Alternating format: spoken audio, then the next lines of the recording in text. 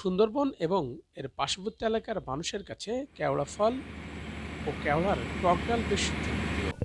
অনেকেই কেওড়ার আচার বা চাটনি তৈরি করে স্বাবলম্বী হয়েছেন। পুষ্টিগুণ সমৃদ্ধ কেওড়ার বাজারে চাহিদা থাকলেও বাণিজ্যিকভাবে চাষাবাদের সুযোগ না থাকায় অন্যান্য অঞ্চলের মানুষ কেওড়ার স্বাদ থেকে বঞ্চিত। নানা পুষ্টিগুণ সমৃদ্ধ কেওড়া ফলের জন্মস্থান সুন্দরবনে হলেও বর্তমানে উপকূলীয় নদীর তীরে প্রাকৃতিকভাবে গড়ে উঠেছে অনেক কেওড়া বাগান। বাজারে কেওড়ার ব্যাপক চাহিদা থাকায় এসব বাগানের কেওড়া বাজারজাত করছেন স্থানীয়রা।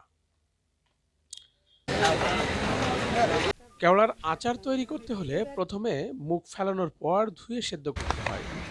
পরে ঠান্ডা হয়ে গেলে আটির গা থেকে ছাড়ানোর পর শ্বাসগুলো চটকিয়ে গরম সরিষার তেলে দিয়ে 3 ঘন্টা জ্বালানো হয় এবং নাড়তে হয়। এরপরেই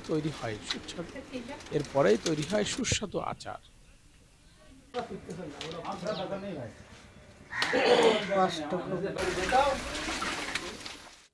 আর কেওড়ার টক ডাল তৈরি করার ক্ষেত্রে প্রথমে কেওড়ার সিদ্ধ করার পর বের হওয়া শাঁস দিয়ে রান্না হয় টক ডাল, যা অত্যন্ত সুস্বাদু এবং শরীরের জন্য উপকারী।